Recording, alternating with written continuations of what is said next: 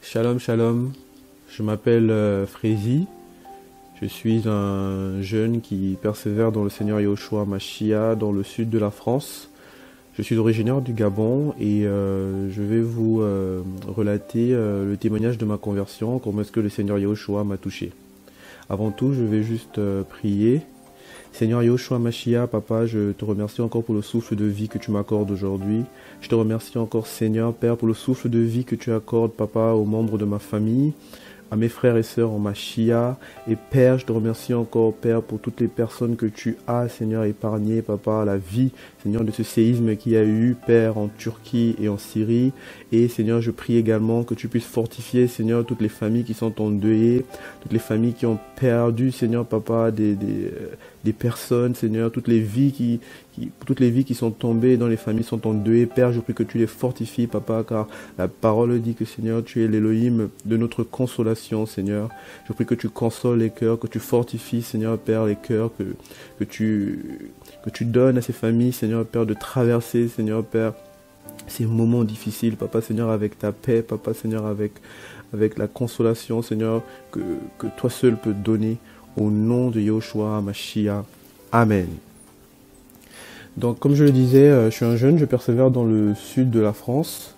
Le Seigneur m'a touché en 2014, alors que je venais juste de prendre mes 18 ans. Mais pour vous mettre un peu dans le contexte de comment ma conversion s'est passée, je vais vous parler de l'avant ma conversion, ensuite de ma conversion.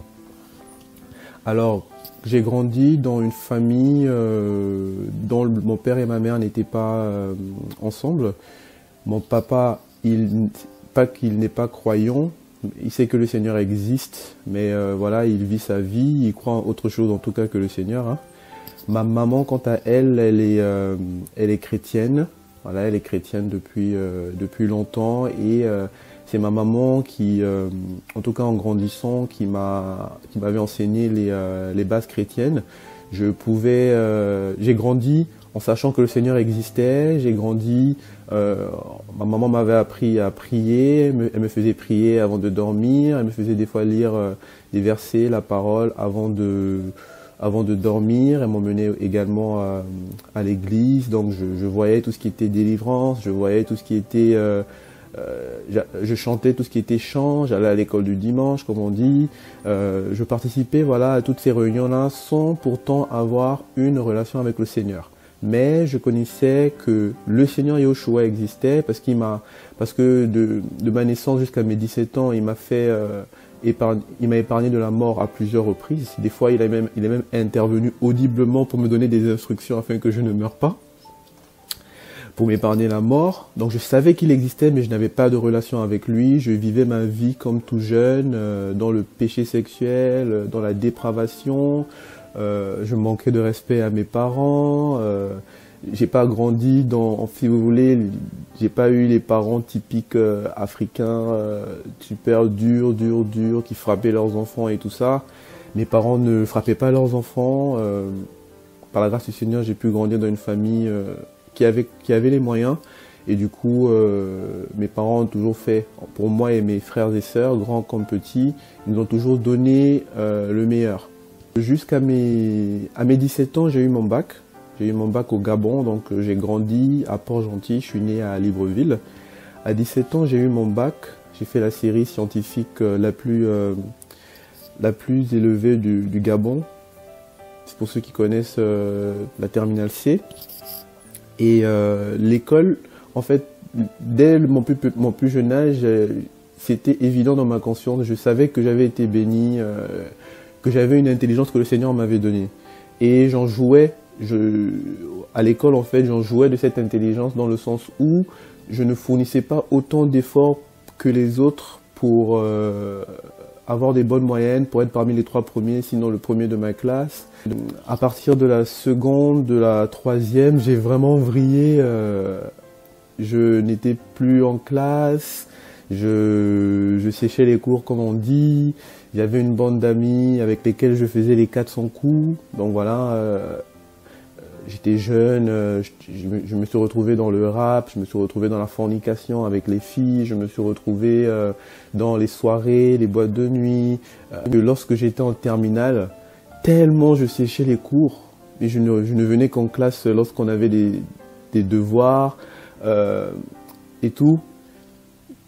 Les gens disaient que lui là, c'est impossible qu'il ait son bac. C'est impossible qu'il ait son bac parce que, si vous voulez, pendant toute mon année de terminale, je séchais tellement les cours, j'étais toujours avec les filles, j'étais toujours dehors, toujours dans les soirées, au point où ce n'est qu'à 2 semaines du bac que j'ai arrêté de faire les bêtises, que je me suis vraiment concentré pour préparer mon baccalauréat. Et gloire au Seigneur Yoshua, parce qu'il m'a également aidé. Et j'ai pu avoir mon bac quand même. Donc, tout ce que les personnes disaient que j'allais pas avoir mon bac, mais ça s'est pas réalisé. J'ai quand même eu mon bac, merci Seigneur. Et du coup, j'ai voyagé. Et mon papa voulait m'envoyer au départ, non, ma maman et mon père voulaient m'envoyer au départ au Canada. Parce que moi, je voulais pas aller dans un pays où on parlait le français, parce que depuis petit, j'ai toujours été amoureux de l'anglais. J'aime beaucoup l'anglais. Je fais tout en anglais jusqu'aujourd'hui. Je fais tout en anglais. Tout ce que je fais en anglais, je pense en anglais. Je prie en anglais. Et je voulais pas aller en France. Je voulais pas aller au Ghana, au Sénégal, où mes frères étaient, ou en Afrique du Sud, où j'avais de la famille. Moi, je voulais aller dans un pays anglophone. Je me souviens qu'il y avait des bien-aimés qui priaient avec ma maman, qui, à la dernière minute, en priant, avait reçu que j'allais aller aux États-Unis. Le Seigneur leur montrait que non, moi, j'allais aller aux États-Unis. Et à la dernière minute, on n'a rien compris. Mon père a changé radicalement d'avis. Il a dit non, je vais envoyer mon fils aux États-Unis. Et c'est comme ça qu'à 17 ans, je suis allé aux États-Unis. Mais vu que j'étais très jeune, ma maman a voyagé avec moi pour m'installer, vu que là-bas, on n'avait pas de famille. Donc, à 17 ans, je me retrouve aux États-Unis. Déjà, pour tout vous dire, dès que je mets les pieds à l'extérieur de l'aéroport de Houston, donc au Texas où j'ai atterri, la première pensée qui vient dans mon esprit, et ça, je ne vais jamais l'oublier, c'est parce que ça m'a marqué. La première pensée qui est venue dans mon esprit, c'était que si je n'ai pas le Seigneur dans ce pays, je vais vraiment m'égarer. Je vais vraiment me perdre, en fait. Parce que j'avais connaissance un peu du niveau de... En fait, j'ai ressenti dans l'esprit, alors que j'étais un converti, mais le niveau de vice qui était élevé par rapport à ce que moi je vivais au Gabon. Déjà dans ma petite vie de dépravation dans laquelle j'étais. Et donc voilà, après cette pensée-là, ma maman est venue avec moi, elle a attendu que je prenne mes 18 ans, elle m'a pris un appartement, elle m'a installé, elle m'a acheté tout ce qu'il fallait, donc elle m'a mis à l'aise, comme on peut dire. Et ma maman est retournée au Gabon. Alors, lorsque je suis arrivé aux États-Unis, ce qu'il faut dire, c'est que j'étais séparé de tous mes amis avec qui j'étais constamment. Mes amis, on se voyait tous les jours, on était toujours dans des restaurants en train de manger, on était toujours dans des fêtes, toujours ici et là, pour vous dire, de tous mes amis, moi j'étais le pire. J'étais tellement pire. J'ai fait mon lycée à Port-Gentil qui s'appelle le collège lycée Raponda Walker. Et dans le mois, il y avait toujours une messe qu'ils faisaient dans ce lycée-là, je ne vais jamais l'oublier. Et quand les gens allaient à la messe, moi je rentrais avec tout le monde. Et puis lorsque ça commençait, je sortais de la messe, je me mettais dehors là devant le portail et je me retrouvais à draguer les filles. Parce que je savais que le véritable Elohim, en fait, le véritable créateur n'était pas dans tout ce qui était catholique, avec Marie et tout ça. Là, je savais que, bien qu'étant un converti, à cause de, grâce à l'enseignement que ma maman m'avait donné, je savais que, dans le passé, voilà, Dieu n'avait pas de mère. C'était impossible. Voilà. Ça c'était clair dans mon esprit, même en étant un converti. Et du coup, pour moi, quand on y allait, bon, j'y allais juste parce que j'étais dans un lycée catholique, quoi. Mais je sortais, je me retrouvais dehors à draguer les filles ou bien à faire autre chose. Tellement j'y croyais pas. Et en même temps, j'avais des amis qui étaient baptisés, communiés, tout ça. Et même ces mêmes amis-là, ils faisaient les mêmes bêtises avec moi. Du coup, je me suis dit, c'est sûr que le véritable créateur n'est pas dedans. Ou en tout cas, c'est pas ça qui va changer ma vie. Je vais jouer avec des filles et tout ça. Et d'ailleurs, ça fait partie beaucoup de mon témoignage, comment le Seigneur il m'a touché. Et donc, arrivé aux États-Unis, j'ai été séparé de tous ces amis-là. J'ai été loin d'eux. Et là, j'ai commencé à me retrouver seul. J'étais dans mon appartement seul, un T2, tout seul, aux États-Unis, où j'ai pas de famille, j'ai pas de membres de famille. J'allais à l'école et tout ça. J'ai étudié là-bas pendant 4 ans. Et quand je rentrais à la maison, en étant seul, je commençais à me poser les bonnes questions. Parce que vous savez, quand on est entouré de gens, on est toujours entouré de personnes, toujours avec les amis, toujours dans les fêtes, toujours dans ça, on ne se pose pas les questions existentielles pour notre vie. Et moi, comment est-ce que j'ai commencé à me poser ces questions existentielles-là? En fait, quand je suis arrivé aux États-Unis, je me disais, ouais, là, je vais continuer à faire la fête, je vais continuer à m'amuser et tout ça. Vu que je jouais de mon intelligence et je savais que, bon, voilà, je peux m'amuser et tout ça, faire des choses. Bien sûr, je dois simplement veiller sur mes fréquentations, ne pas être avec les mauvaises personnes, mais je peux m'amuser et tout ça. Je me disais que là, enfin, j'allais continuer à m'amuser, quoi. Mais le Seigneur m'a bloqué, en fait. Quand je suis arrivé aux États-Unis, j'ai vraiment pas pu m'amuser. C'est-à-dire que 3-4 mois après mon arrivée, le Seigneur m'a touché. C'était vraiment très rapidement. C'est passé vraiment très rapidement. En fait, en dormant la nuit, en étant seul dans mon appartement, en dormant la nuit, j'ai commencé à vivre des choses que je ne vivais pas auparavant. J'ai commencé à avoir des rêves érotiques et je me réveillais le matin, j'avais l'impression d'être allé avec une femme physiquement. Et ça s'est passé 1, 2, 3, plusieurs fois. Et quand je me réveillais le matin, je commençais à être gêné, ça me gênait. Et je me disais, mais c'est impossible. Comment ça se fait que je ne connais même pas, je viens juste d'arriver aux États-Unis, je ne connais pas encore de femme ici, j'ai pas de copine ici. En plus, j'avais laissé ma copine au Gabon. Comment ça se fait que je dors et je vis ces choses? Donc voilà, mon premier réflexe pour tout ce qui était spirituel dans ma vie, c'était d'appeler ma mère. Donc j'ai appelé maman, j'ai dit maman, je ne comprends pas, je dors la nuit, voilà il y a ceci, voilà il y a cela, je me réveille le matin, mon caleçon est mouillé, maman je comprends pas. Donc ma maman elle m'a dit, ah tu vois, quand je te disais à toi et à tes frères, le mariage avant le sexe avant le mariage ce n'est pas bon, les rapports intimes avant le mariage ce n'est pas bon, vous ne voulez pas me comprendre, la Bible en parle, en fait ce que tu vis, ça s'appelle une femme de nuit.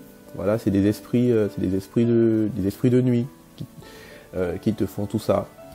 Donc ma maman, elle est dans le système, hein, voilà, avec la connaissance qu'elle avait en tout cas à ce moment-là, elle m'a donné du coup des psaumes à lire et tout ça, psaume 91, psaume 121, des psaumes de combat comme ils disent. Elle m'a donné ça, donc religieusement je lisais ça. Je lisais ça juste pour ne plus avoir ces attaques-là, pour dormir tranquillement la nuit, parce que ça commençait à vraiment me gêner de me réveiller le matin et de voir ça. Donc je le faisais religieusement, je le faisais chaque soir. Et en grandissant, on m'avait toujours dit il faut aller à l'église. Donc également, j'ai cherché sur Google l'église qui était la plus proche de chez moi, à Houston où j'habitais. Et c'était l'église d'un pasteur d'une méga church aux États-Unis. C'est la plus grande en fait église des États-Unis. Donc je suis allé dans cette église-là. Quand j'y allais, ce n'est pas le message qui me touchait ou qui m'avait touché, parce que pour moi le message était vide. C'était encore pire, c'était pire que certaines choses que j'avais entendues au Gabon.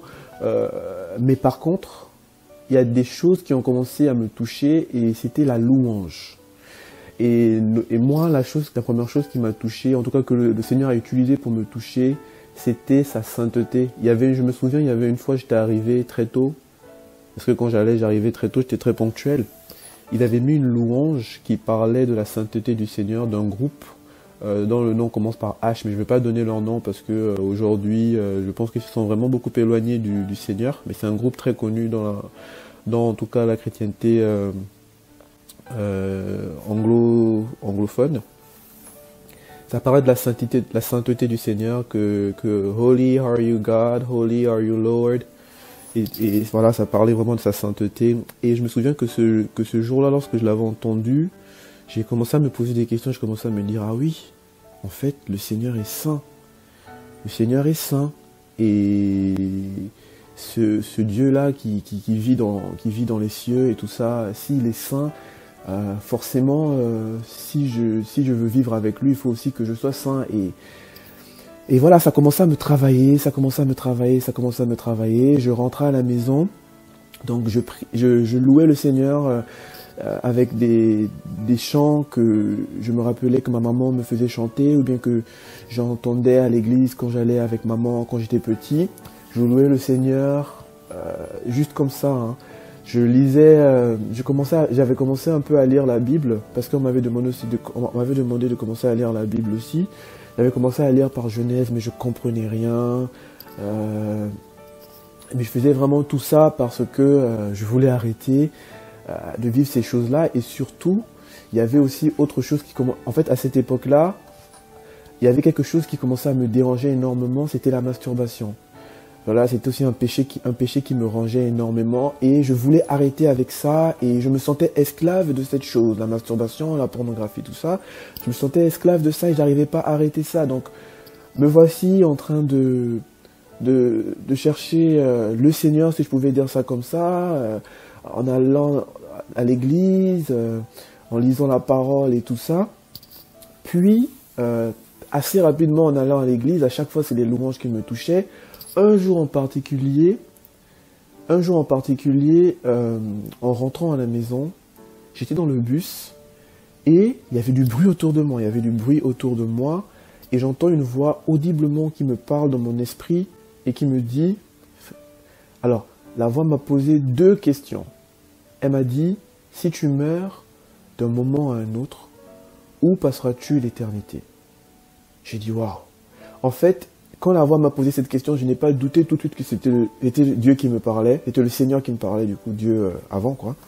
C'était Elohim qui me parlait. Et là, j'ai commencé à me remettre en question dans le bus. J'ai comme vu ma vie défiler devant moi. J'ai commencé à me dire, mais c'est vrai, si je meurs là, en fait, je savais que l'enfer existait. Si je meurs là, en fait, je vais aller en enfer. Je suis dans la masturbation, je suis dans le péché sexuel. Voilà ce que j'ai fait à mes parents. Voilà comment ma maman, elle me parle, je réponds. Voilà, les enfants gâtés, hein. Ma maman me parle, je réponds. Mon père, je prends sa carte, je prends son argent n'importe comment, et tout ça, et tout. Et là, je me suis dit, c'est sûr que si je meurs comme ça, dans le rap en plus, à fond dans le rap américain, le rap français, si je meurs comme ça, c'est sûr que là, je vais aller en enfer. C'était sûr et certain pour moi. Ensuite, j'entends la voix qui me pose encore une deuxième question et me dit, si tu meurs d'un moment à un autre, est-ce que toi et moi, nous sommes réconciliés? Et là, je suis venu à l'évidence que je n'étais pas réconcilié en fait avec le Créateur, que j'étais vraiment dans le péché. Et je me souviens que quand je suis rentré à la maison, je n'ai rien compris. Je me suis retrouvé à genoux, je me suis effondré au sol, je me suis retrouvé à genoux en train de pleurer. De pleurer à cause de mes péchés, de pleurer à cause de tout ce que j'avais fait. Et je me souviens que le Seigneur m'a... En fait, moi, s'il y avait un péché que je pratiquais vraiment beaucoup, c'était le péché sexuel, que ce soit avec les filles ou bien seul, avec la masturbation et tout ça.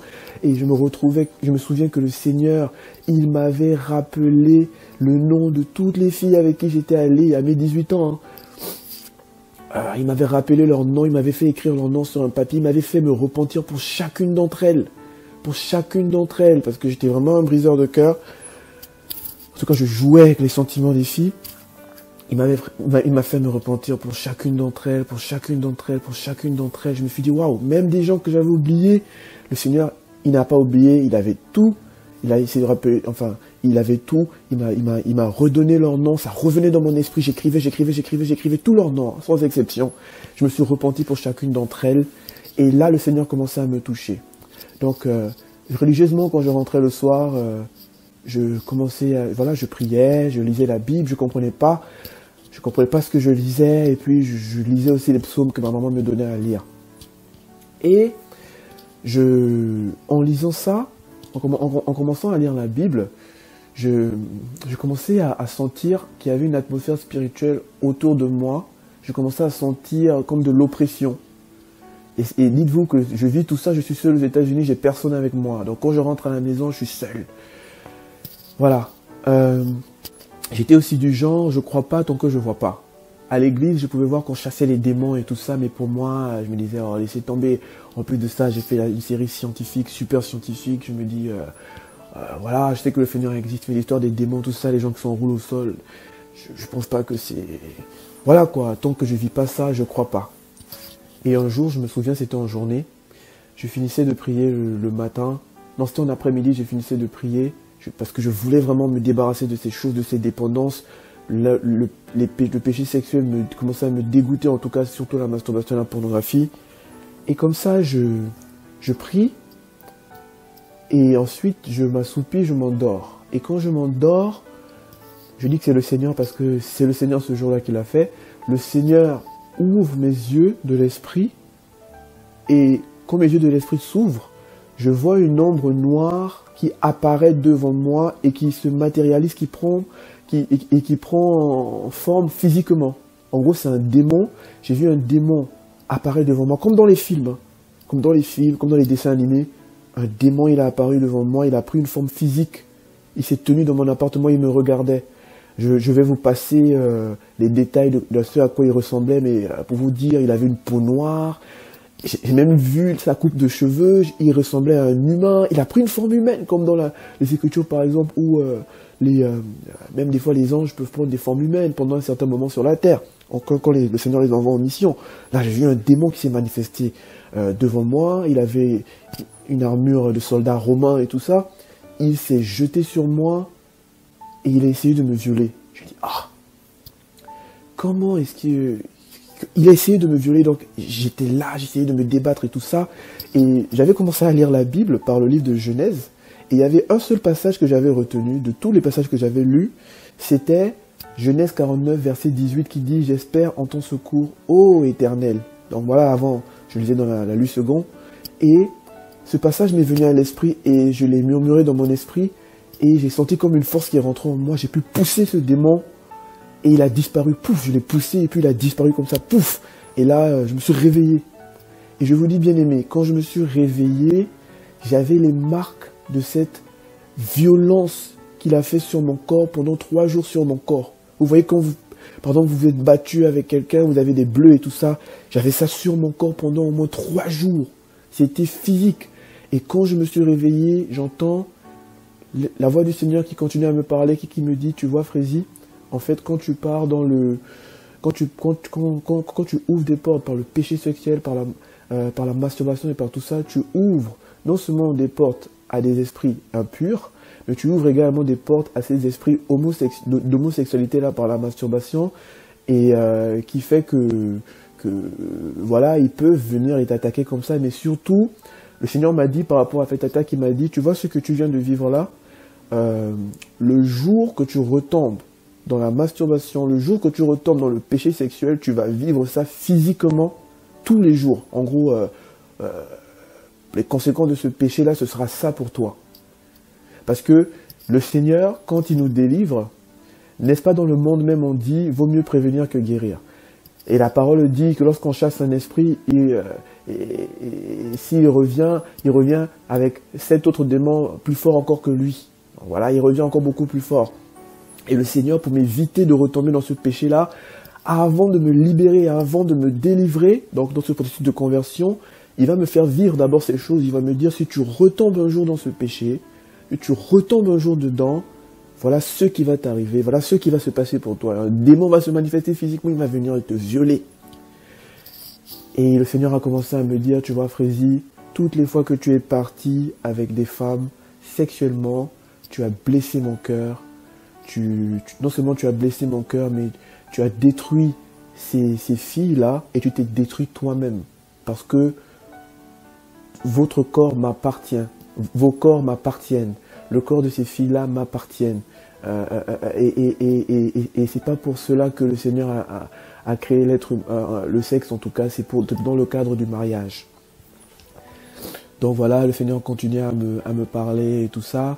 Donc je continuais à lire la Bible. Après avoir vécu ça, je continuais à lire la Bible, continuais à prier, toujours religieusement, sans savoir vraiment ce que je fais. Mais je commençais à me rendre compte des conséquences de mes actes, à me rendre compte que il y avait un monde spirituel. Donc quand j'ai vécu ça, j'ai appelé ma mère, j'ai dit maman, j'ai vécu ça, maman regarde, il y avait ça, il y avait ça, il y avait ça, il y avait ça. Elle commençait à se dire, wow, il vit des trucs là-bas aux États-Unis, l'enfant, qu'est-ce qui se passe, et tout ça, et tout ça. Ça s'est pas arrêté là. Quelques jours plus tard encore, je finis de prier, de lire la parole sans rien comprendre. Je m'assoupis encore. Et là, dans mon appartement, pendant la journée, je suis plongé dans mon esprit. En gros, si vous voulez, mon corps physique était éteint, mais mes sens spirituels, c'est-à-dire en tout cas mon ouïe, était éveillé et je pouvais entendre tout ce qui se passait autour de moi. Et là, mon corps est éteint, mais le Seigneur me rend compte de ce qui se passe dans l'esprit. J'entends quelqu'un qui prie en langue, une langue que je ne comprends pas. C'était pas une langue humaine, une langue inintelligible, en tout cas à mon esprit, à mon intelligence. Et le monsieur il prie, parce que je sais pas si c'était un ange, si c'était le Seigneur. En tout cas, le monsieur il prie avec une voix d'homme. Hein. Il prie, pendant qu'il prie, il me retire des choses sur mon corps. Comme si j'avais comme une enveloppe sale, comme si j'avais des habits sales. Il prie, il me les retire, comme si j'avais une salopette, comme une couverture en fait qui englobait tout mon esprit, tout mon corps en fait de la tête aux pieds. Je l'ai vu le retirer de ses mains. Ça, ce que je vous dis, ça se passait dans l'esprit. Hein. Pendant la journée, mon corps était juste éteint. Je voyais comment il l'enlevait, il le tirait de mes pieds, il le tirait de mes mains et tout ça. Il priait, je dormais sur le ventre. Il priait, il m'imposait les mains au niveau du front, il m'imposait les mains au niveau de la nuque. Alors, non, il m'a imposé d'abord les mains au niveau de la nuque, et après il m'a parlé en français, il m'a dit « retourne-toi ». Je me suis retourné en esprit, j'ai pu me retourner en esprit, sur le dos, et là, il a prié encore en langue, il a prié, il m'a imposé les mains sur mon front, il a enlevé quelque chose sur mon front, et puis, il est parti. Je vous dis, bien-aimé, je me suis réveillé, je suis sorti de l'appartement, j'ai dit, Bad, je dis, non, là, je peux plus retourner dans cet appartement. Qu'est-ce qui se passe? Mais qu'est-ce que je vis? Qu'est-ce que je vis? J'ai appelé maman, j'ai dit, maman, tu vas pas le croire, regarde, j'ai fini de prier, j'ai fait ça, regarde ce que j'ai vécu, il y a quelqu'un qui était là, il a prié sur moi, il m'a enlevé des trucs, il m'a fait ceci, après il est parti. Ma mère s'est mise à rigoler parce qu'elle a compris que c'était, j'avais eu une visite, enfin c'était probablement des anges, en tout cas c'était quelque chose du Seigneur. Elle s'est mise à rigoler et tout ça. Elle a raccroché. Moi j'avais peur maintenant de retourner dans mon appartement. Je croyais qu'il y avait quelqu'un qui était là, je croyais qu'il y avait des gens qui me voyaient. Surtout que je commençais à sentir des trucs bouger dans mon appartement, comme des vents, des trucs de ce genre. Je me dis mais qu'est-ce qui se passe? Comment ça se fait que il y a maintenant une atmosphère, il y a quelque chose autre que moi dans mon appartement? Qu'est-ce qui se passe en fait? Et il y a une personne avec qui ma maman m'avait mis en relation au Gabon, des pasteurs qui m'avaient dit en fait non, ne commence pas à lire la Bible par Genèse, commence à lire par les évangiles. Ce qui fait que j'ai commencé à lire par les évangiles, je me suis posé la question, je me suis dit mais ça c'est quel livre? Tu ne commences pas à le lire par le début, tu commences à le lire par le début, tu commences à le lire par le milieu. Déjà ça m'avait surpris. Donc voilà, j'ai écouté les conseils de ces pasteurs-là, et j'ai commencé à lire la Bible par le milieu, donc Matthieu, Marc, Luc, Jean, et là, en lisant ça, j'ai commencé à me rendre compte que le Seigneur Jésus avait vraiment existé. Que le Jésus que j'avais toujours entendu parler, le Yehoshua que j'avais toujours entendu parler, il avait vraiment marché sur terre, et surtout, une conviction qui a rempli mon cœur, c'est que quelqu'un était mort à la croix pour mes péchés. C'est que quelqu'un, en fait, était mort à la croix pour les addictions que j'avais par rapport à la pornographie, les addictions que j'avais par rapport à la masturbation, les addictions que j'avais par rapport au rap, à la musique du monde, par rapport aux femmes.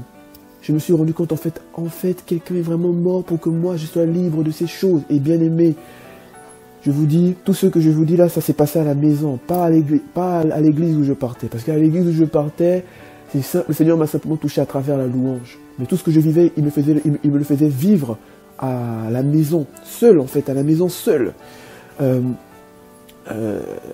Donc le Seigneur, en lisant les évangiles, il commençait à me donner des convictions par rapport au fait qu'il existe. Et une fois que j'ai terminé à lire l'évangile de Jean, Matthieu, Marc, Luc, j'ai commencé encore à me rendre compte vraiment de ma bassesse, de mon péché, parce que là, j'avais pas encore été rempli du Saint-Esprit, j'avais pas encore été vraiment converti. Le Seigneur a vraiment fait ça périodiquement, mais ça s'est passé en l'espace d'un mois. C'était vraiment en un mois, en quasiment un mois, 2, 3 semaines, 4 semaines. Et là, le Seigneur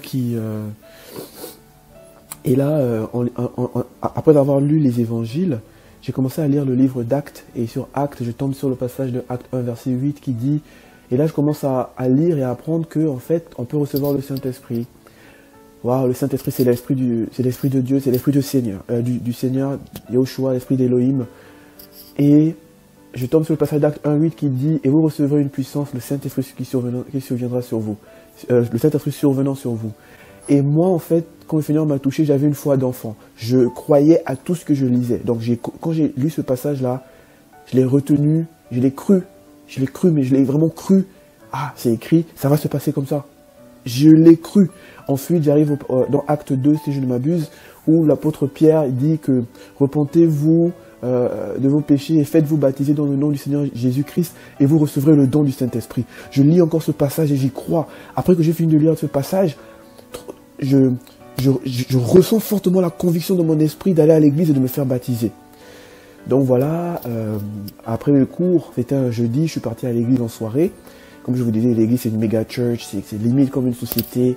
Je suis allé au dernier étage en haut, il y avait une piscine là qu'ils ont réchauffée où ils faisaient des baptêmes. Voilà, donc ils m'ont enseigné vite fait ce que ça signifiait le baptême et tout ça, avant que j'entre dans les eaux du baptême. Ils m'ont donné les habits du baptême, ils m'ont fait rentrer dans l'eau, ils m'ont baptisé, je suis ressorti de l'eau. Je me souviens qu'avant de rentrer dans l'eau, j'étais oppressé, je sentais des forces qui ne voulaient pas que j'aille me faire baptiser, je sentais des forces et tout ça qui ne voulaient pas que j'aille me faire baptiser. Quand je suis rentré dans les eaux du baptême, je suis ressorti, tout s'était calmé. Et ensuite, quand je suis rentré à la maison, 3 jours plus tard, bien aimé, j'ai été visité puissamment par le Seigneur pendant 3 jours. Alors je vous dis comment ça s'est passé. 3 jours plus tard après mon baptême, en soirée, le premier jour en soirée, voilà, Frézy continue à prier, Frézy continue à lire les Écritures mais à ne pas comprendre. La seule chose que j'avais compris, c'est que le Seigneur était mort pour moi et que le Saint-Esprit existait en fait. Le Seigneur voulait habiter dans l'homme, dans moi, dans les humains, dans ceux qui l'acceptaient. Et là, je viens de prier, de louer le Seigneur, sans même comprendre ce que je fais. Je suis plongé encore dans mon esprit quand je m'endors. En fait, je me suis couché, à peine j'ai fermé les yeux, quelques secondes après, le Seigneur m'a plongé dans mon esprit, il a éteint mon corps encore. Excusez-moi. Il a éteint mon corps encore. Et lorsqu'il a éteint mon corps, dans l'esprit, j'ai vu le ciel s'ouvrir. Et c'est comme si il y avait des écluses, c'est comme s'il y avait des eaux dans le ciel qui sont retenues quelque part. Et ces eaux-là dans l'esprit sont tombées sur moi en fait. En fait, il y a eu comme une puissance qui est tombée du ciel sur moi. Je l'ai vraiment vécu dans mon esprit et physiquement même après. Elle m'a rempli de la tête aux pieds. C'est comme si on m'a versé dans cette eau, dans cette puissance, dans cette énergie sainte, pure. C'est comme si en même temps j'étais dans cette énergie était en moi, je n'ai rien compris, ça m'a rempli, c'est tombé sur moi comme si on me versait une grosse, c'est comme si on m'avait versé un lac, pouf, c'est tombé sur moi, et quand c'est tombé sur moi, ça m'a rempli, c'était pur, j'ai jamais ressenti un truc aussi pur, je vous dis bien aimé, j'ai senti ça dans mon esprit, quand c'est tombé sur moi, je me suis réveillé. Je sentais ça dans mon oreille, je pouvais écouter la sainteté, cette énergie pure de l'Esprit du Seigneur résonner, même à l'extérieur de mes oreilles, ça faisait chut. Et je n'ai rien compris, du tic au tac ou du tac au tac comme on dit. J'ai eu le dégoût du péché, le dégoût de la musique du monde, le rap français, rap américain, rap gabonais, tout ce que vous voulez. Dans mon téléphone, j'ai eu le dégoût de cela. J'ai tout supprimé, c'est-à-dire que là, c'est pas les efforts que je faisais de moi-même où je tenais pendant 2 semaines, après je retombais. Non, tous les efforts que j'avais essayé de faire, là, c'était pas ça. Là, c'était du tac au tac, c'est-à-dire, c'était instantané. J'ai eu le dégoût du péché. J'ai pris mon téléphone, j'ai tout supprimé. On m'a rien dit, personne ne m'a rien dit. J'étais à la maison, ce que je vous raconte là, bien aimé, j'étais à la maison. Personne ne m'a rien dit. J'ai tout supprimé. Le Seigneur qui me dit, arrête ta relation avec, arrête la relation que tu as avec ta copine, là, ce n'est pas de moi. J'ai dit, waouh, j'appelle ma copine. Alors moi, à ma conversion, j'étais un peu bruit de force, hein, j'étais radical. Là, le Seigneur m'avait touché. Je me suis rendu compte, tout de suite, j'avais un amour fou pour le Seigneur. Je l'ai appelé, je l'ai expliqué, regarde, moi, je suis devenu chrétien. Voilà, la relation qu'on a aujourd'hui, c'est plus bon. Le Seigneur me dit de couper cette relation-là avec toi parce que c'est pas de lui. Tac, tac, tac, tac, tac, tac, tac. Voilà, donc j'ai dit ça un peu brut comme ça à la fille en question. J'ai coupé avec elle. Le Seigneur me dit aussi avec tes amis, faut prendre des distances, malgré qu'on soit déjà à distance. Hein. Et j'appelle mes amis. Non, le Seigneur ne me l'a pas dit. C'est que en appelant mes amis, je leur ai dit, les gars, regardez. Moi, pour vous dire, j'étais le pire de mes amis. Et le Seigneur m'a touché en premier parmi eux.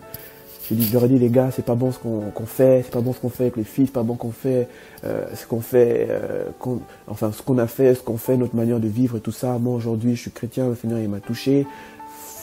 Faut qu'on arrête de faire ça, arrêtez de faire ça et ça, c'est pas bon, c'est pas bon, c'est pas bon. Ils m'ont dit, quoi? Toi, Frézy, que nous connaissons, c'est toi qui vas venir nous dire que telle chose n'est pas bonne? Laisse tomber. Ils ont coupé les ponts avec moi eux-mêmes, ils ont pris de l'écart. Et du coup, et quand ils ont pris de l'écart, ça c'est pas comme dans le monde où, quand je pouvais me séparer de certaines personnes, je pouvais ressentir un peu de solitude pendant un moment. Je n'ai même pas senti une solitude. Tellement, je me suis pas senti seul parce que je savais que le Seigneur était avec moi. Je n'ai pas senti de solitude. Et voilà, ils ont pris leur écart. Moi, je continuais à prier pour eux.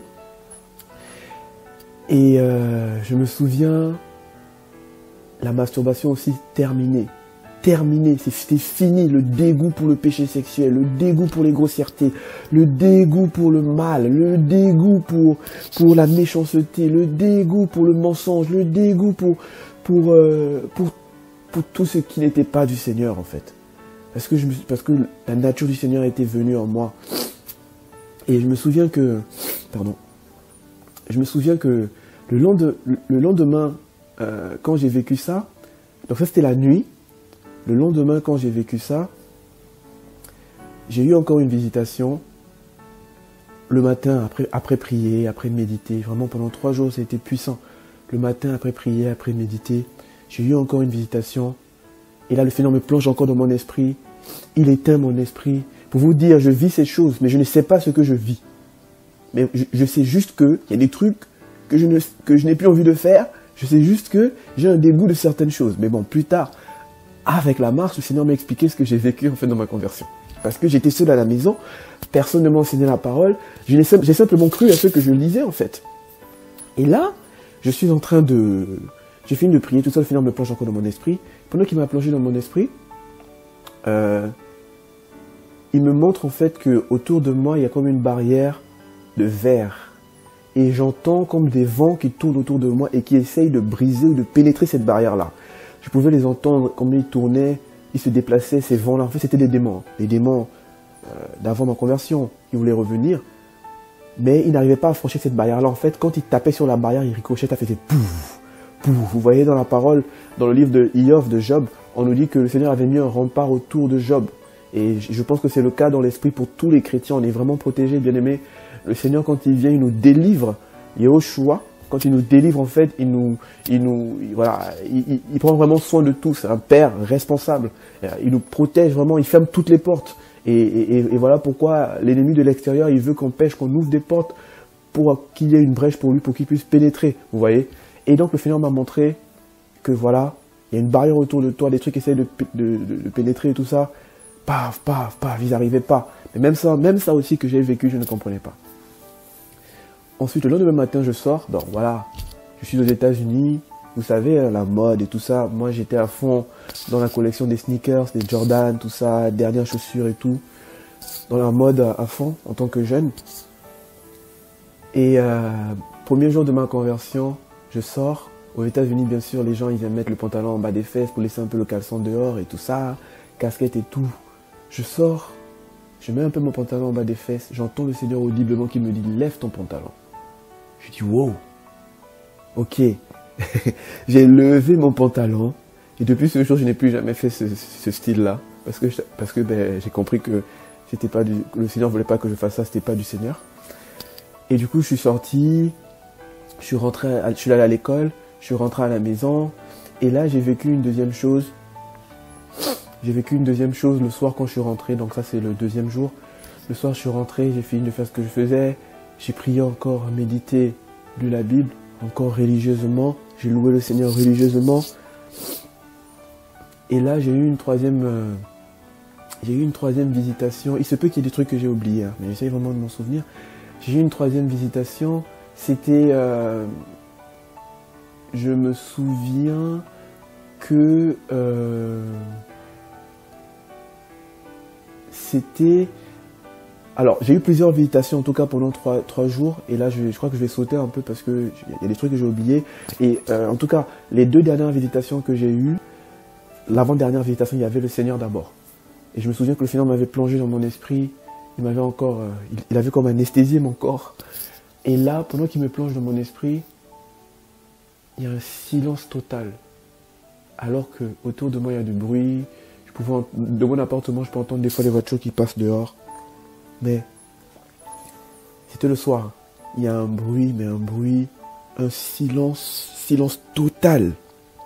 Comme si tout était éteint autour de moi. Et dans l'esprit, le Seigneur me permet de voir, en tout cas, il m'a pas permis de voir clairement, mais il m'a permis de discerner qu'il y avait quelqu'un assis à côté de moi.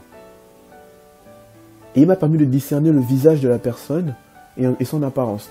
Et je vois un être qui est assis à côté de moi, qui me regarde. Je vois sur son visage, je peux voir son sourire, il a un sourire. Il est content, il est content de me voir. Et je dis, waouh, quel est ce bel être qui me regarde comme ça et qui est joyeux, qui est dans la joie de me voir. Waouh. Et pendant que cet être était à côté de moi, un moment, j'ai été oppressé sur une partie de mon corps. C'est comme si j'ai ressenti une attaque sur une partie de mon corps. Et puis, dans ma pensée, je commence à me dire, mais il ne voit pas que je suis oppressé. Il ne voit pas que je suis oppressé. Bien-aimé, je vous dis, je n'ai pas terminé de penser dans mon esprit qu'il a précédé ma pensée. Cet être a mis la main sur l'endroit de mon corps où j'étais oppressé. Il y a une paix, mais je vous dis une paix qui m'a rempli. Cette oppression s'est apaisée. Il y a une paix qui m'a rempli. J'ai dit waouh! J'ai même pas terminé de penser que il savait que j'avais tel truc. Il a posé sa main ici comme ça. J'ai dit waouh! Et après, cet être s'est levé. En fait, quand il s'est levé, il a fait le tour. Il est passé sur ma gauche. Et alors, je ne sais pas si c'est que sa salive ou s'il il avait une huile à sa portée. Il s'est levé et il m'a fait une marque sur le front. Il m'a fait la marque de la lettre Tav hébreu sur le front. Donc, comme dans Ézéchiel 17 ou 18, si je ne me trompe pas. Il m'a fait la marque de la lettre Tav sur le front. Il s'est levé. Ensuite, il a essuyé avec sa main. Après avoir fait cette lettre Tav sur le front, il s'est levé, il s'est retourné. Et quand il s'est retourné, en fait, quand il marchait, c'est comme si ses pieds ne touchaient pas le sol, il planait. Quand il se déplaçait, c'est comme si ses pieds ne touchaient pas le sol. Je pouvais apercevoir comme une longue robe. C'est comme si ses pieds ne touchaient pas le sol, il planait. Et il avait comme des valises avec lui, mais mes valises, comme si ma vie passée, ma vie future, qu'il allait, dès à présent, c'est lui qui avait le contrôle de toute ma vie, qui allait prendre le contrôle sur tous les domaines de ma vie, tous les aspects de ma vie. Et je le voyais partir avec ces valises-là. J'entendais ses pas, pac, pac, pac, pac. Mais je vous dis, il touchait pas le sol. Je comprends pas. Pac, pac. Et j'avais un siège de jeu vidéo que ma mère m'avait acheté, un siège balançoire. Et des baffes de ce siège, j'entendais les anges qui le louaient. Une louange en anglais que j'ai jamais entendue jusqu'aujourd'hui. Je voulais retenir la louange. J'ai pas pu la retenir jusqu'aujourd'hui. Je me souviens même plus. Une belle louange en anglais. Il louait le Seigneur. Et bien aimé, pendant qu'il marchait et que les anges le louaient, je n'ai rien compris. En fait, mon esprit et mon intelligence se sont divisés. C'est-à-dire, mon esprit et ma raison se sont divisés. Et je vois mon esprit qui dit à mon insu, Seigneur, parce que moi je ne savais pas qui était devant moi, je ne connaissais pas cet être, je ne savais pas quel était cet être. Et mon esprit à mon insu qui va dire, Seigneur, Seigneur Jésus, Seigneur, Seigneur Jésus, pendant qu'il marchait, il partait avec mes valises, Seigneur, Seigneur Jésus. Et là, il partait, tac, tac, tac, tac, il a traversé ma chambre, il a traversé le mur de la douche, tac. Oui, comme la parole nous dit, le Seigneur avec son corps glorifié, il a un corps qui traverse la matière. Il a un corps qui peut toucher les choses physiques et qui traverse également la matière. Avec ce corps-là même, il peut manger, comme on peut le voir dans la parole, lorsqu'il est ressuscité, il a pu manger avec les disciples. Vous voyez? Et le Seigneur a traversé le mur de ma chambre, tac, et puis il a disparu. Et là, je me suis réveillé, j'ai dit, waouh, en fait, c'est le Seigneur Jésus qui m'a visité. En fait, c'est vrai, quand j'ai lu dans la Bible qu'il est ressuscité, il est vraiment ressuscité. Quand j'ai lu dans la Bible qu'il a un corps physique, c'est vrai, le Jésus dont tout le monde parle. Donc, j'ai entendu quand je suis né, ma maman m'a parlé. Le plus beau cadeau qu'elle m'a fait d'ailleurs, c'est de me consulter, c'est de me donner la parole, comme Proverbe 22, verset 6 dit, je crois, que enseigne l'enfant dès son entrée, et quand il grandira, il ne s'en détournera pas. Ma maman m'avait parlé de ce Jésus-là, le Jésus dont on m'a parlé en histoire, quand on disait avant Jésus-Christ, après Jésus-Christ. Il a vraiment marché, et surtout, il est vivant. Et surtout, il est vivant. Et depuis ce jour-là, j'ai dit, ouais, on peut tout me dire. On peut me dire que Jésus n'existe pas. Je ne croirai jamais. Et tout le monde peut me dire quoi jusqu'aujourd'hui. C'est une conviction, j'ai envie de dire un mot, une conviction éternelle dans mon esprit. Je sais que Jésus-Christ, Yahushua, Mashiach existe. Et voilà, donc ça c'était mon avant-dernière visitation. Et ensuite, la dernière visitation, par contre, celle-là, elle était violente après que le Seigneur m'ait visité. Là, c'est le diable en personne qui est venu dans mon appartement, qui m'a visité, comme pour m'intimider. Voilà, c'était quand même violente la visitation. Il est venu, pouf, après il est parti.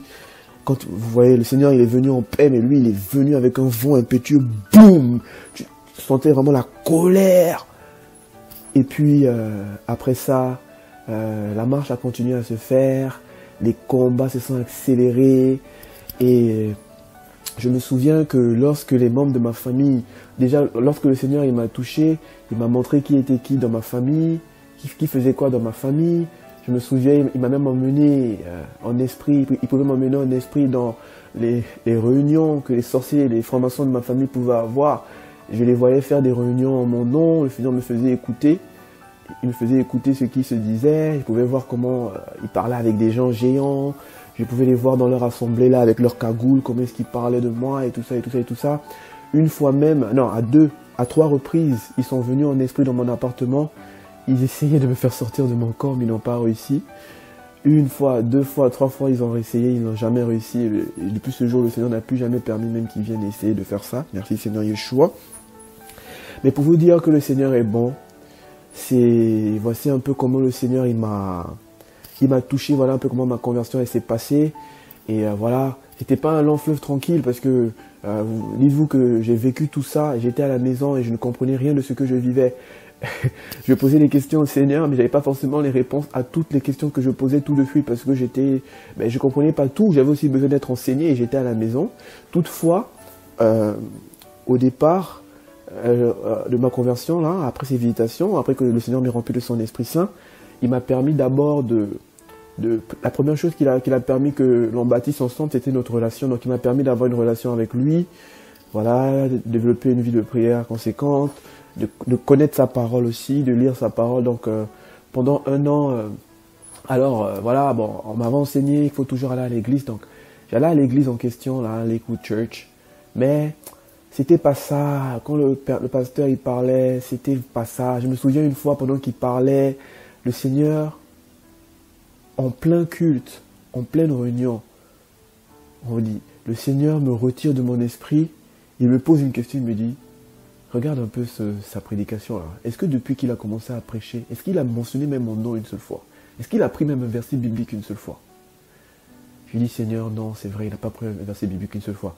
Donc j'ai arrêté, j'ai commencé à arrêter un peu, de ne plus avoir la paix d'assister à ces réunions chrétiennes là. Et puis, donc, je commençais comment dire, à me regrouper avec d'autres frères américains, voilà, dans des petits groupes, des frères américains, hein, dans la même assemblée. Et en même temps, je me regroupe avec les frères en question. Je vois que moi, j'ai des témoignages de ce que je vis avec le Seigneur. Eux, ils ont que des témoignages bizarres. En plus de ça, je vois, ils font copains, copines. Ils ont des copines, c'est dans le copinage, ils se font des bisous et tout ça. À un moment, j'ai failli être séduit. Je me suis dit, ah Seigneur, et pourtant le Seigneur m'a demandé d'arrêter avec ma copine. Je me suis dit, ah Seigneur, si eux, ils ont des copines, peut-être que moi aussi, je peux avoir une copine. Et non, et un jour, le Seigneur, il m'a montré en songe, en fait, la vie, en fait, que ces personnes menaient. Il m'a montré leur vie. Et il m'a montré que j'étais dans une même voiture avec eux. Et en gros, il me demandait de sortir de cette voiture, d'arrêter de marcher avec eux. Donc, j'ai appelé le dirigeant du groupe avec lequel on était là. Il était américain, mexicain, américain hispanique en tout cas. Et je lui ai dit clairement ce que le Seigneur m'avait dit. Il m'avait dit, Frézy, t'es sûr que le Seigneur t'a parlé? T'es sûr que le Seigneur t'a parlé? J'ai dit oui. Le Seigneur m'a parlé, il m'a dit comme ça, il m'a dit que je dois me séparer, que je dois prendre ma route seule. Donc voilà comment je me suis retrouvé à la maison. J'ai arrêté totalement de retourner dans cette assemblée-là parce que pour vous dire, une assemblée où on met du Jay-Z, du Beyoncé, ça met du rap chrétien, où le pape, les dimanches, ce que je vous dis, je l'ai vécu, où le pape, le dimanche, il avait envoyé un message au pasteur pour l'encourager et tout ça, parce que le pasteur l'avait visité au Vatican et tout, et tout, et tout. Tu vois, des grandes personnalités, soi-disant du monde chrétien, viennent prêcher, tout ça, les trucs qui a fait que je quitte définitivement là-bas, parce que de temps en temps, je voulais quand même être dans cette chaleur-là, entouré de personnes qui louaient le Seigneur, en étant à la maison. Un jour, j'ai écouté une prédication d'un pasteur. Ils ont fait une forme de sketch, en fait, pendant la prédication, et ils ont parlé du bébé Jésus. Donc, ils ont amené une poupée, et soi-disant, quand ils parlaient du bébé Jésus, là, ils se sont lancés le bébé pendant la prédication. Il y a quelqu'un qui a lancé le bébé pendant la prédication, il se le lançait et tout ça. Et je crois même que le bébé est tombé. Et bon, moi, j'étais au début de ma conversation, quand ils ont fait tomber le bébé, je me suis senti blessé dans mon cœur, j'ai eu mal dans mon cœur. Je me dis, mais Seigneur, ok, ils disent que ce bébé Jésus, c'est toi, mais Père, ils agissent comme ça avec légèreté, sans respect pour toi. C'est comme ça, en fait, qu'ils te traitent. En tout cas, en plus, ils font une démonstration devant des gens. Ce jour-là, ça m'avait blessé parce que ils avaient manqué de respect au Seigneur. Je m'étais senti blessé dans mon cœur et j'avais plus envie de retourner dans cette assemblée. Donc, j'étais plus parti. Donc, j'ai commencé à rester à la maison. Et à la maison, hormis ma relation avec le Seigneur, que le Seigneur ait permis que je construise vraiment mon intimité avec le Seigneur, par sa grâce, je pouvais du coup maintenant me regrouper un peu avec les frères et sœurs de l'assemblée de ma maman au Gabon à distance. D'ailleurs, j'étais parti quand j'étais retourné au Gabon après ma conversion. J'avais fait 1 mois là-bas. Et du coup, ça c'est un peu pour la suite de mon témoignage qui va terminer bientôt. Mais juste vous dire, vous voyez, après avoir vécu ça, je suis sorti de cette assemblée-là. Je commençais à rester à la maison, j'ai commencé à regarder un peu le tout sur Internet parce que j'avais soif du Seigneur.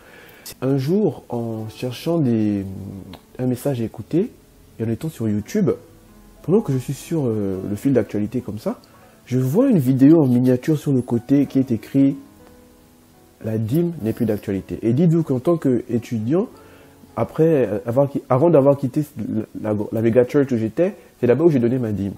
Parce que ma maman m'avait dit qu'il faut donner la dîme. Et pourtant, le Seigneur ne me l'avait même pas enseigné. Mais bon, ma maman, avec la connaissance qu'elle avait, et l'enseignement qu'elle a reçu aussi, elle m'avait dit qu'il fallait donner la dîme. Donc, je donnais la dîme. Je lui ai dit, si tu donnes pas, tu vas pas être gardé du dévorateur, tout ça. Voilà, on m'avait brandi tous les versets que vous voulez, qu'on brandit aujourd'hui aux gens, qu'on prend à tort et qu'on tord dans tous les sens, pour condamner les gens et pour les garder dans l'esclavage, quoi. Donc voilà, donc je payais ma dîme et tout ça. Et quand j'ai quitté cette assemblée-là, je payais la dîme avec l'assemblée de ma maman où j'étais au Gabon. Donc, quand mon père m'envoyait l'argent, quand mon père et ma mère m'envoyaient l'argent du pays aux États-Unis, je mettais 10% de cet argent de côté. Et ensuite, le reste, je payais mes factures. Voilà, je payais tout ça. Et puis, ce qui me restait, c'était mon argent de poche. Et le même argent, j'allais envoyer pour la dîme au pays. Et donc, il y a eu ce jour-là où j'ai vu cette miniature de cette vidéo de TV de vie qui disait « La dîme n'est plus d'actualité, Chorak et tout ».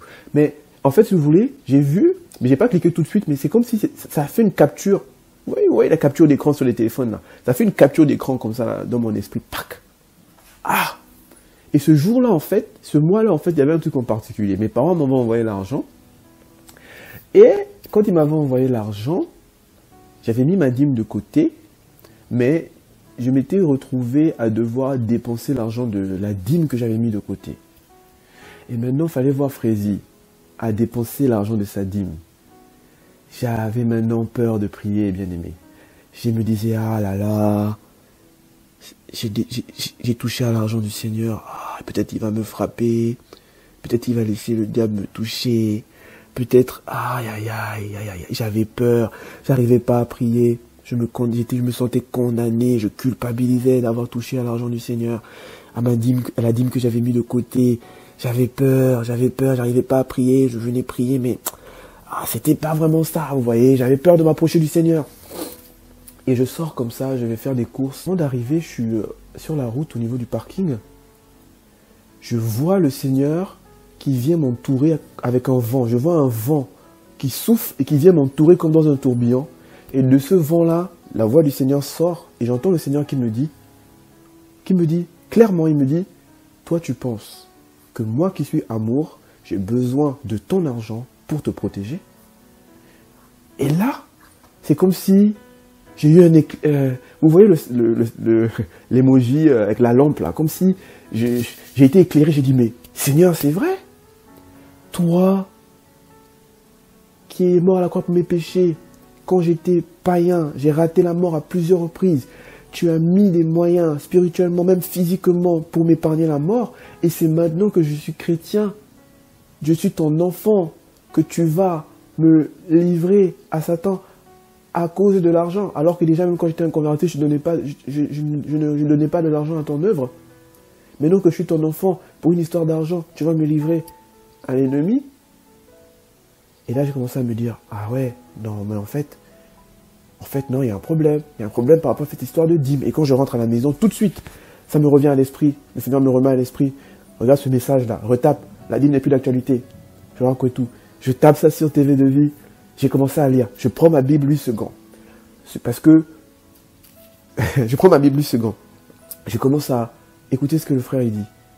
Il dit tel truc, tel truc. Il commence à prendre les passages dans l'Ancienne Alliance. Il prend les passages alors, il explique bien ce que les gens disent aujourd'hui par rapport à la dîme, comment ils tordent les passages par rapport à Abraham dans Genèse 14, comment ils tordent les passages par rapport à Yaakov dans Genèse là-bas aussi.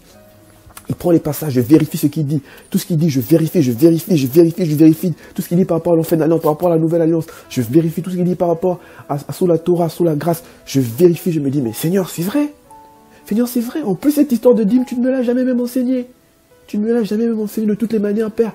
J'ai toujours su que tout ce que j'ai t'appartient. De toutes les manières, Papa, je te l'avais déjà dit. Comme le roi David, je disais toujours ça au Seigneur, je disais, le roi David pouvait dire au Seigneur, qui sommes-nous pour t'offrir ces choses, car c'est l'ayant reçu de toi que nous pouvons te les offrir. Quand il a fait la prière pour dédier le temple, non, pas pour dédier le temple, mais en tout cas, dans le livre de 1 Samuel ou 2 Samuel là-bas, je crois. Et moi, c'était vraiment ça. Je me disais, mais Seigneur, tu m'as donné la vie, donc c'est sûr que tout ce que j'ai t'appartient. Le souffle que j'ai t'appartient, tout ce que j'ai t'appartient.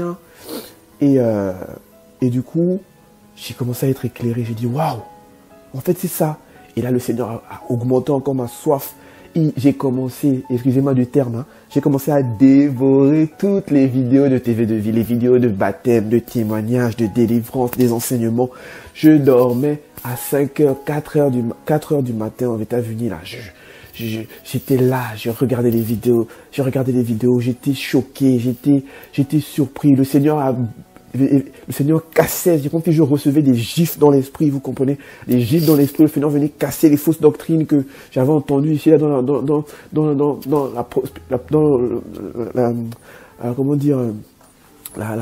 la chrétienté, l'évangile de la prospérité, tout ça. De toutes les manières, cet évangile de la prospérité, je n'y croyais jamais. En fait, j'étais pas à l'aise. J'ai jamais été à l'aise. Je me disais, mais Seigneur, pourquoi est-ce que ce que je lis dans ta parole, je ne le vis pas? Pourquoi est-ce que quand je parle dans les assemblées, je vois les gens, pourquoi est-ce qu'ils ne le vivent pas? Pourquoi est-ce qu'ils ne le vivent pas, Seigneur? Est-ce que c'était simplement pour le temps des apôtres? Est-ce que c'était simplement pour le temps de tes disciples? Papa, as-tu arrêté d'agir, Seigneur? Est-ce que tu n'agis plus dans ma génération? Et là, le Seigneur, avec des gifs spirituels, il a commencé à casser les mauvais enseignements, les faux enseignements, tout ça que j'ai entendu ici là sur Internet. Il enlevait à travers les messages sur TV de vie. Et tout ça va se passer en 2000. Le Seigneur m'a touché en 2014. Et un an après, en 2015, c'est là où il a commencé maintenant. Il m'a permis de rencontrer en tout cas ce message de la vérité à travers le Seigneur, ce message de la vérité à travers les frères et sœurs et les enseignements de TV de vie. Et voilà, donc le Seigneur commençait à ouvrir mes yeux. Et dans la parole, je lisais toujours qu'il y avait les faux prophètes, qu'il y avait les faux docteurs. Le Seigneur parlait de faux prophètes, faux docteurs et tout ça. Mais je ne comprenais jamais en tant que jeune converti. Je comprenais, mais pourquoi papa tu parles de ça? Pourquoi moi je vois pas ça? Parce que j'avais l'impression que tout était rose, quoi. J'avais l'impression que tout le monde aimait le Seigneur. J'étais super naïf. Et j'étais énormément naïf. Et quand j'ai appris en fait qu'en fait toutes ces personnes c'était des faux. Quand j'ai appris en fait que ces personnes de l'évangile, de la prospérité là, qui vivent une vie qui n'est pas du Seigneur, au contraire, en écoutant vraiment la fête vérité du Seigneur, je me suis rendu compte en fait, mais au contraire, c'est des anti-machia par leur fonctionnement, par leur manière de faire les choses, tout ce qu'ils font en fait, ça dessert au Seigneur. Et là, je me suis senti comme blessé dans mon cœur, comme trahi. Je me suis dit, waouh, en fait, toutes ces personnes-là, en fait, à qui j'ai fait confiance, et alors que je les connaissais même pas, mais en écoutant, parce que je me disais, c'était des hommes de Dieu, des femmes de Dieu, qui j'ai fait confiance naïvement, que j'ai écouté naïvement, en fait, c'est des faux. Je me suis fait avoir, je me suis fait rouler dans de la farine, dans la mayonnaise. Et donc, quand je me suis rendu compte de la supercherie, en fait, de comment l'ennemi, en fait, il a investi le monde chrétien, quoi, j'ai arrêté avec tout ça, là. J'ai arrêté de me pavaner ici et là sur Internet. Et dans la francophonie, du coup, le Seigneur me mettait uniquement à cœur d'écouter les messages de TV de vie avec les frères sur TV de vie. Donc, voilà comment le Seigneur il m'a touché. Et je veux vraiment encourager la jeunesse. Je veux encourager la jeunesse à marcher avec le Seigneur aujourd'hui. On est en 2023. Ça fait depuis 2014 que le Seigneur il m'a touché. Et je vous dis, je n'ai plus touché à la masturbation, je n'ai plus touché au péché sexuel, je n'ai plus touché à aucune de ces choses. Le Seigneur a montré sa fidélité quand la Bible dit que c'est lui le fidèle et le véritable. Il n'a jamais failli. Moi, j'ai failli à plusieurs reprises dans ma marche. J'ai déçu le Seigneur à plusieurs reprises dans ma marche, mais il m'a jamais abandonné. Il m'a jamais abandonné. Il a toujours été là dans les moments durs, comme dans les bons moments. Dans les moments où il fallait me consoler, le Père était là.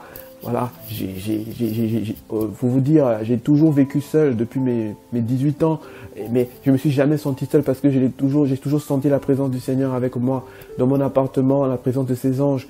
Et je sais que je ne suis pas seul, je sais que le Seigneur est avec moi et je veux encourager la jeunesse. C'est possible de rencontrer le Seigneur en étant jeune. Comme la parole le dit, comme l'apôtre Paulos pouvait dire à Timothéos, que personne ne méprise ta jeunesse.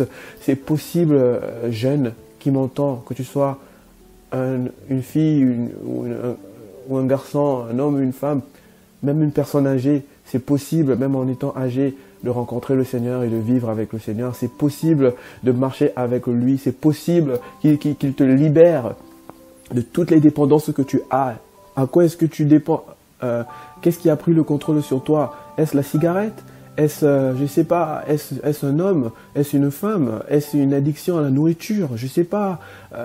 Ou peut-être peu importe l'addiction, le Seigneur est mort à la croix pour toi et pour moi, afin de nous libérer de tout ce de tout ce par lequel l'ennemi peut nous tenir captifs. La Bible dit qu'il a vaincu les principautés, les autorités. Il les a publiquement exposés à la croix, vous voyez. Et voilà, Est-ce que c'est des avortements que tu as commis? Est-ce que tu te sens condamné par ça? Laisse-moi te dire que le Seigneur, il est mort à la croix, non seulement pour mes péchés à moi, mais aussi pour les tiens.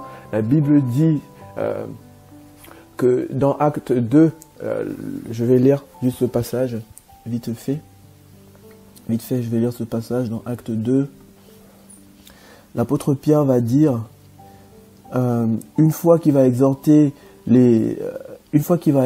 en fait le peuple par rapport à la mort et la résurrection du Seigneur Yahushua, dans Acte 2 au verset 37 à 40, à 39, il va dire: Or, ayant entendu ces choses, ils eurent le cœur transpercé et ils dirent à Pétros et aux autres apôtres: Hommes, frères, que ferons-nous? Et Pétros leur dit: Repentez-vous et que chacun de vous soit baptisé au nom de Yahushua Mashiach pour le pardon des péchés et vous recevrez le don du Saint-Esprit. Car la promesse est pour vous. Vous voyez bien aimé, la promesse est pour vous et pour vos enfants. Vous voyez, et pour tous ceux qui sont au loin, en aussi grand nombre que le Seigneur notre Elohim les appellera. Donc voilà. Le Seigneur est mort pour toute l'humanité, voilà, pour toute l'humanité. Son sacrifice, c'est pour toute l'humanité.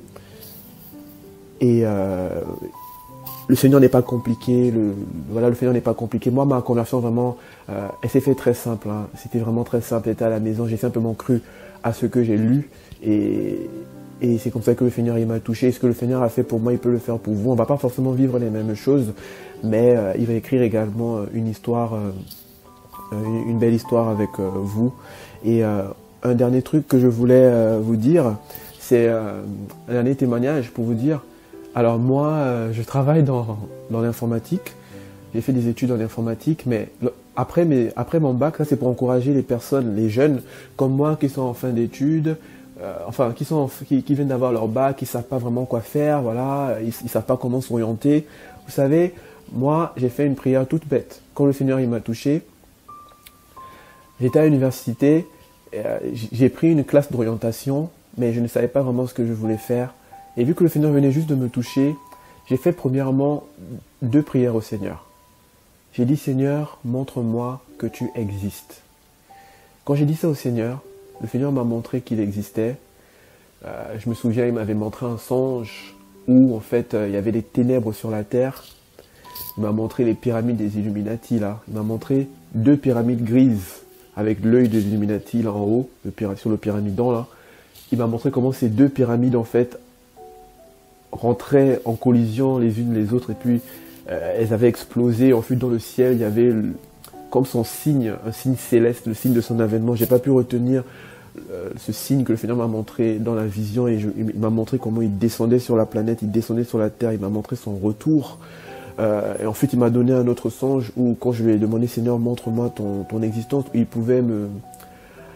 Le Seigneur il est vraiment bon. Vous savez, des fois quand je vois les visions, les songes que le Seigneur nous donne, il n'y a pas plus grand metteur en scène, il n'y a pas plus grand narrateur, il n'y a pas plus grand,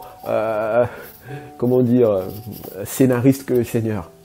Je vous dis, le Seigneur, sachant ce qu'il avait mis dans mon esprit, sachant pourquoi il m'avait créé, quand je vais lui dire: Seigneur, montre-moi que tu existes, avant de me montrer déjà que voilà, il existait, qu'il allait venir, qu'il allait changer ce monde-là, qu'il allait descendre physiquement un jour, il m'a montré en fait la Terre, il m'a montré la Terre dans un globe, et en fait, il m'a montré en fait son existence par rapport à la compréhension que j'avais à ce moment-là et par rapport à ce que j'aime. Je m'explique. En gros, il m'a montré, pour que je comprenne en fait qu'il existe, sa grandeur. Il m'a dit: Frézy, en fait, la Terre, les humains, tout ça, tout ce qui se passe sur Terre, pour moi, c'est comme un clavier, parce qu'il sait que j'aime l'informatique. Et il m'a montré ses mains qui étaient en train de taper sur le clavier pour me dire qu'en fait, que c'est lui qui était tout au contrôle. En fait, c'est lui qui appuie sur des boutons, qu'il a le contrôle de tout ce qui se passe sur la Terre, et qu'il existe vraiment en fait, voilà, qu'il existe vraiment dans ce monde, que la Terre pour lui c'est comme le clavier. Il m'a expliqué ça avec mes mots en fait, parce qu'il sait que j'aime l'informatique. Le Père m'a expliqué ça avec mes mots, bien aimé. Il m'a montré, j'existe en fait, voilà, j'ai le contrôle sur tout, tu vois, comme sur un ordinateur, dis-toi que l'ordinateur avec son clavier, c'est la Terre, et puis moi je suis là, c'est moi qui suis au contrôle, qui appuie sur les touches, qui donne des instructions et tout ça, qui régit toutes choses. Et ça, c'était vraiment comment le Seigneur m'a montré vraiment qu'il était au contrôle de tout, comment est-ce que, voilà, qu'il existait, et qu'il a toujours été là. C'est lui le créateur de l'univers, de toutes choses. Et concernant mes études, ce que le Seigneur voulait que je fasse, je ne savais pas ce que je voulais faire. Et j'ai fait une prière toute bête au Seigneur. J'ai dit, Seigneur, c'est toi qui m'as créé. Père, s'il te plaît, c'est toi qui m'as donné aussi l'intelligence que j'ai aujourd'hui. J'ai toujours su que cette intelligence elle m'est venue de toi, même si j'en jouais avant ma conversion. S'il te plaît, montre-moi, papa, ce que tu attends que je fasse, ce que tu veux que je fasse. Car c'est toi qui m'as créé, c'est toi qui as mis en moi ces choses-là. Et le même jour même encore, le Seigneur m'a donné une vision claire. Dans cette vision, je me suis retrouvé dans le laboratoire d'Apple, je crois en Silicon Valley en tout cas. Et je voyais des ordinateurs Mac, des iMac en fait, des ordinateurs de bureau là, Mac, sur un bureau, avec le logo Apple. Et depuis ce jour-là, voilà, le Seigneur... En fait, depuis ce jour-là, j'ai commencé à me mettre dans l'informatique, donc depuis 2014 que j'ai commencé mes études aux États-Unis. Et voilà, j'excelle par la grâce du Seigneur dedans. Comment dire, parce que c'est quelque chose que le Seigneur a mis en moi avant même que je sois créé, dans mon esprit, c'est quelque chose dans lequel il a voulu que je sois. Non seulement je l'utilise pour mon travail, mais le Seigneur fait grâce également que ça soit utilisé pour son œuvre ici et là. Donc que toute la gloire lui revienne, et je voudrais vraiment rendre gloire au Seigneur pour tout ce qu'il a fait pour moi, pour tout ce qu'il fait pour vous. Et c'était pour encourager un bien-aimé, une bien-aimée, pour nous rappeler que notre Seigneur est vivant et qu'il continue à toucher des gens. Voilà, le Seigneur est bon, bien-aimé. En tout cas, voilà, c'était le témoignage de votre frère. Donc après 4 ans aux États-Unis, en fin 2016, je suis venu en France. En fin 2016, je suis venu en France, où j'ai été à Lyon pendant 4 ans, et ensuite maintenant je suis dans le sud à Nice. Voilà. Donc voilà, demeurez bénis. Je ne vais pas m'étendre beaucoup plus, mais j'espère que vous avez été en tout cas encouragés, et que ce témoignage pourra encourager un frère ou une sœur. Voilà, dans le Seigneur Yeshua Mashiach. Demeurez bénis. Shalom, shalom. Amen.